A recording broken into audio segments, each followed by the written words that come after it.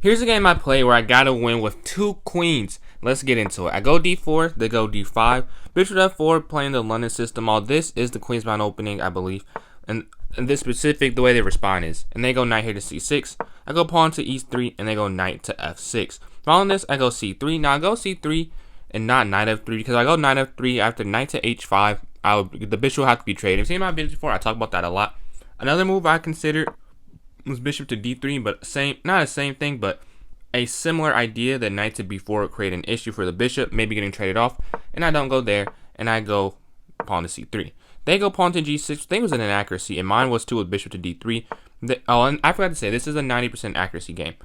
They go, or they should have went, oh, I messed up actually, because I talked about not going knight f3 because of knight here to h5, but I see why it's an inaccuracy. What I miss here, or I forget, I guess you could say moving too quickly, is because the pawn now goes to g6, they can go knight to h5, whereas prior to this move, the queen covers that square. So that's why that's an inaccuracy, and it is a bad move. I should pay more attention than that, but I missed that, and they missed it as well. I go pawn to h3, realizing my mistake. They castle. I go knight to f3. They move the rook to the center, and I get my king out of it by castling to the king's side, which is the best move in the position. They go pawn here to a6, and I believe I go a4, yeah.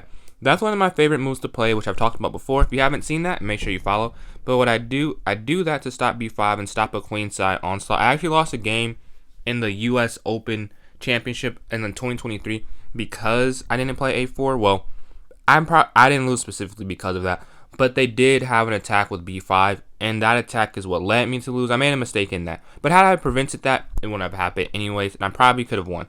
But they go bishop d7, I go knight b to d2, they go pawn to e6, and I go pawn to e4, breaking the center. Now, they would have loved to play e5 here, they just can't yet, as I control the square 3 times, and once they push the pawn, they'll only control it twice, so they would actually lose the piece.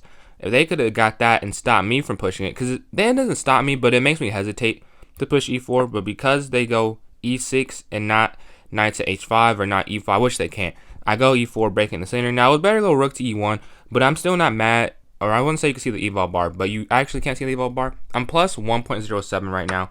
They take the pawn, I take with the bishop, and I'm loving my position. These bishops, they're very strong. They have the pair as well, but you can see their light square is kind of weak. Their dark square, not weak, but not as strong as mine, and our knights are both well placed. They go rook here to b8, which is the best move. I go rook to e1, which I should have played a while ago, but I finally it, and it's the best move now. Why rook to e1 is good, it's just good. Behind the f pawn, it does nothing. Now it controls at least 4 squares, and it will be more eventually. But they go f5, which is a huge mistake, and I realized this was a huge mistake. The reason I think it is, this could be incorrect. My thought process is there is a backwards pawn here on e6. This attack here is kind of pointless. Like my bishop goes to d3, but better go to b1. I think to go to a2 to attack the weakness, so I did miss that. It's just a very simple position. Like the moves are very easy for me. Oh, I say that every time I say that. If you see my video, again, not trying to promote myself too much, but if you seen it all the time, I'll be like, well, they mess up. They mess up here, and the move after I have a mistake. I play a mistake here. Go knight to g5. I said the moves are so easy, but they're not. I'm still winning, plus 1.37, but it's not what I should have done. I should have went queen here to d2. My thought process is maybe you could see I'm just attacking the e6 pawn. They go knight up. I go bishop back to d2. They push the pawn. I go knight to f3. They go bishop to c6, and I go knight into e5. Now I go knight to e5 for 2 reasons. One, I assumed they were going to take the knight back. The reason I assumed that is because I'm attacking the pawn on g6, so they'd have to go king or pawn to g5 or king to h7, both of which you're not really trying to do, honestly. And if they did do that, I would take the bishop and then have double isolated pawns. While they have an attack on the b2 pawn, I can very quickly protect with queen c2 or b4 or queen c1 or bishop c1 or rook, any which way I can protect that pawn.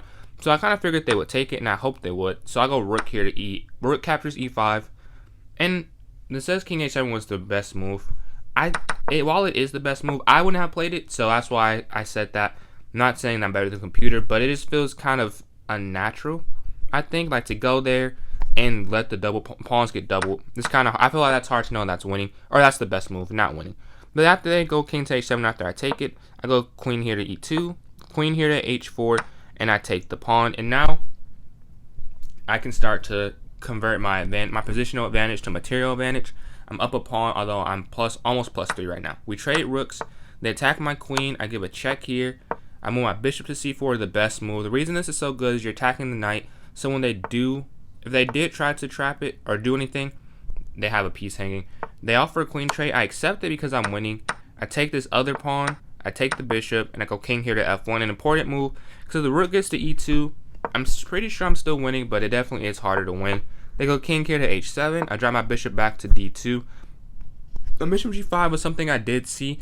I decided not to because of f4, but as I'm looking at it, that was kind of dumb. If they went f4, it is bad, but I could also always go h4. Since there'd be no pawn to attack it, I have a pawn protecting it, it'd be fine.